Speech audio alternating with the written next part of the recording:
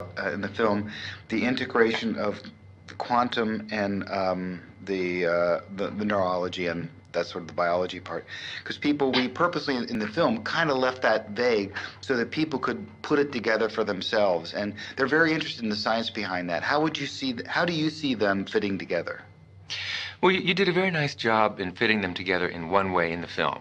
And that is both really see both of these disciplines, modern quantum physics and molecular biology, neuroimmunology, they both say that we do create our own realities and that we have a lot of responsibility over the world in which we live, at least the way we experience the world and the way the world behaves towards us.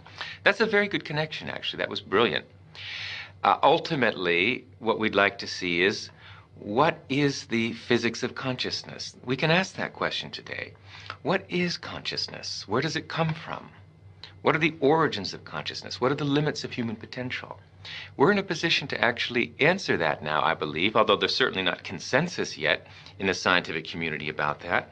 But with the real cutting-edge knowledge, the discovery of the unified field, the so-called superstring field, we now understand that life is fundamentally one. At the basis of all life's diversity, there is unity. At our basis, you and I are one. And that unity, at the basis of mind and matter, is consciousness, universal consciousness.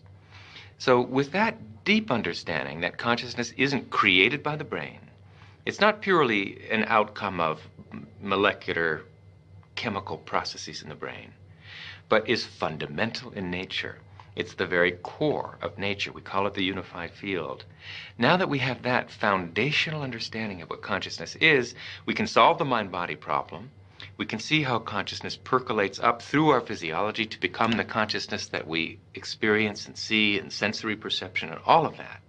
So there is a foundation now to really link rigorously neuroscience with quantum physics. That might be really a next step in the development of the movie. You've asked the questions in the first movie.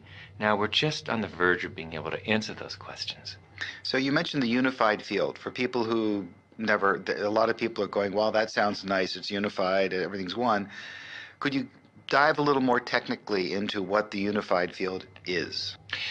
Progress in our understanding of the universe through physics over the past quarter century has been exploring deeper levels of natural law, from the macroscopic to the microscopic, from the molecular to the atomic to the nuclear to subnuclear levels of nature's functioning, so-called electroweak unified scale, grand unified scale, super unified scale.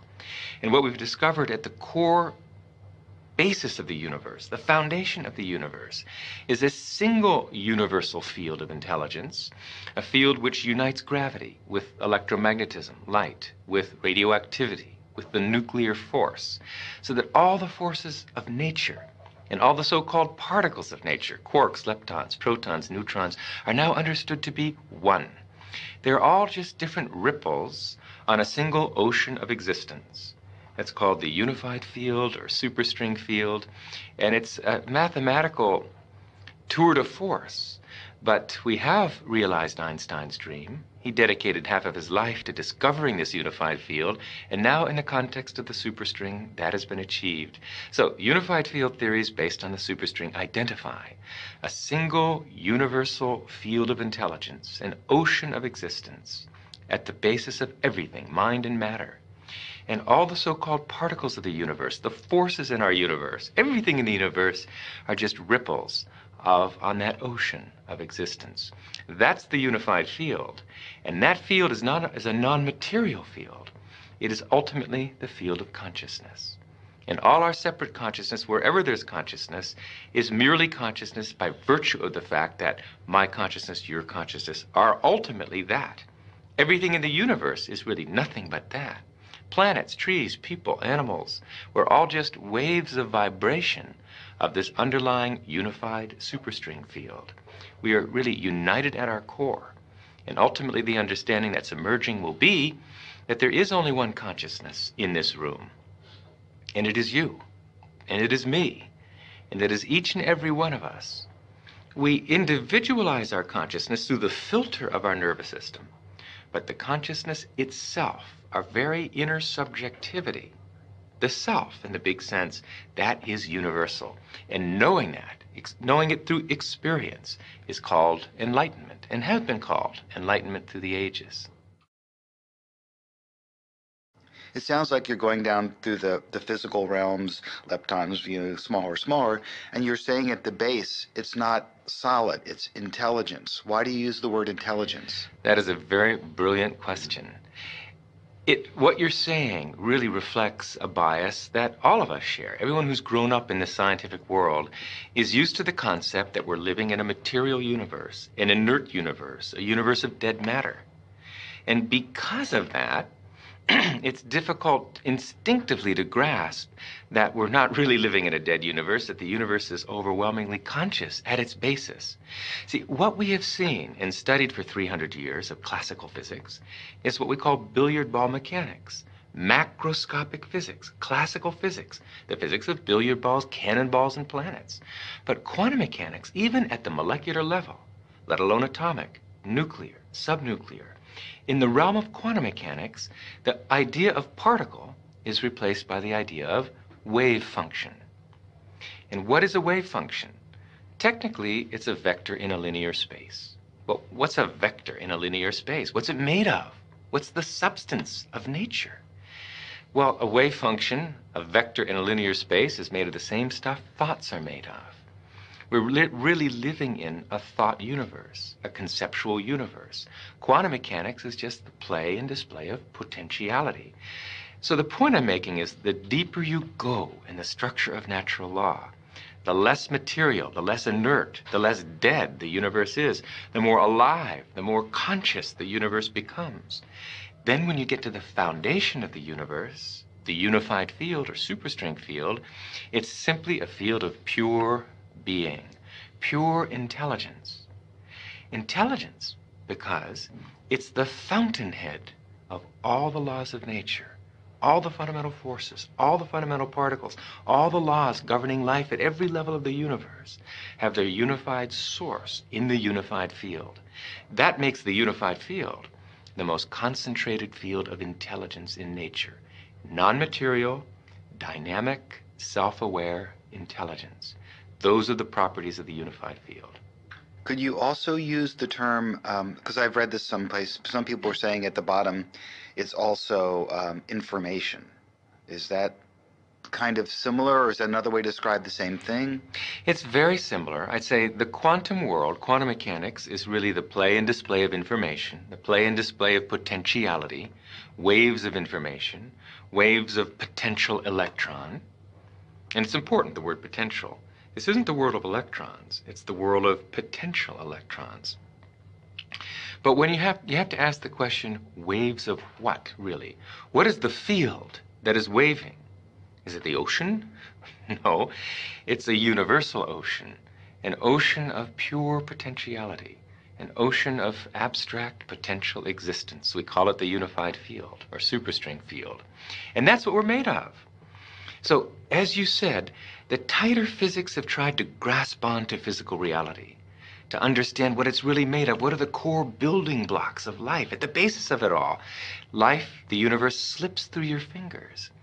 And you come up with something that's increasingly abstract to come to the realm of pure abstraction. And that's what the unified field is. It's pure abstract potential, pure abstract being, pure abstract self-aware consciousness, which rises in waves of vibration to give rise to the particles, the people, everything we see in the vast universe. That was great. I got awesome. Goosebumps on that one.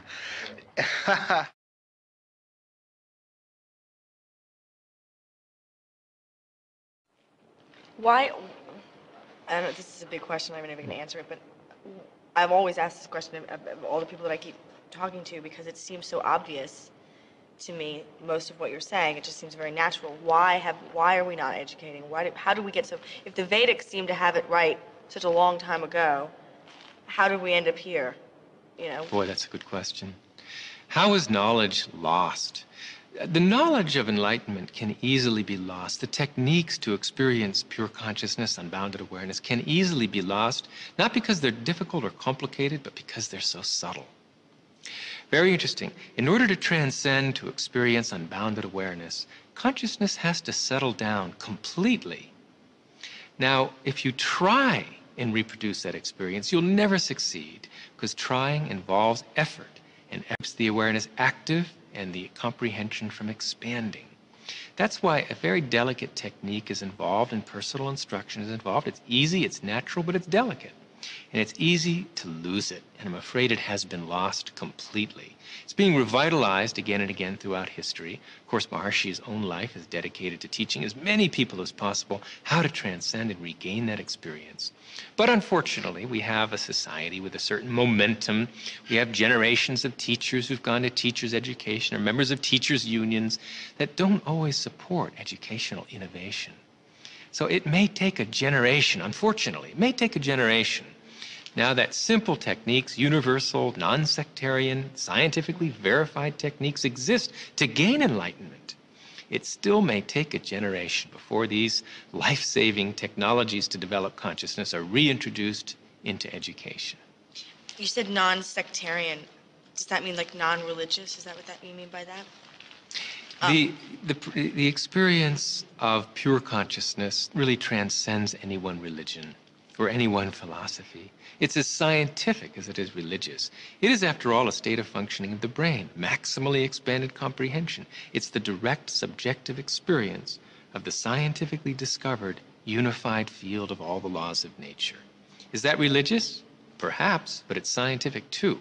So there's no reason that it should be disbarred from education. Otherwise, we're going to get the same old result. 5% development of our mental potential, another generation of war and terrorism and human cruelty. And that'll go on forever until the experience of life's essential unity is bestowed and the brain is properly developed.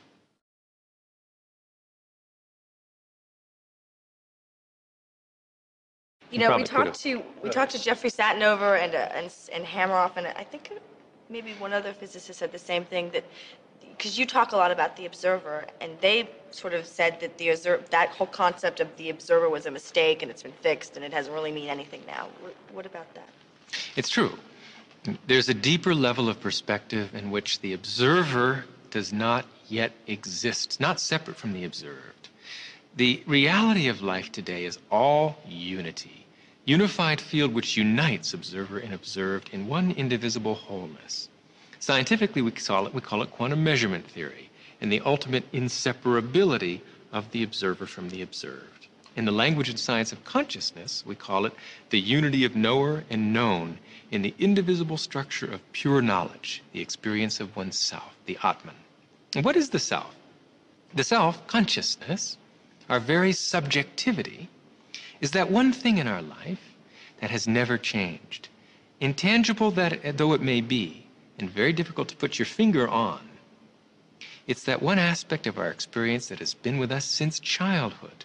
Although our beliefs have changed, our friends have changed, our bodies have changed, typically for the worse, that one thing that gives that continuity to our experience day by day, that's our consciousness. It's our subjectivity. It's the Atman, the self. And that self, which is the same for you as for me, ultimately, is this unified field discovered by science, which is essentially the creator of the universe. That is our authority. That's our dignity. If we only knew ourself and how precious it was, we would rush to experience higher states of consciousness, where that experience of our unbounded subjectivity is never lost, even during the depths of sleep.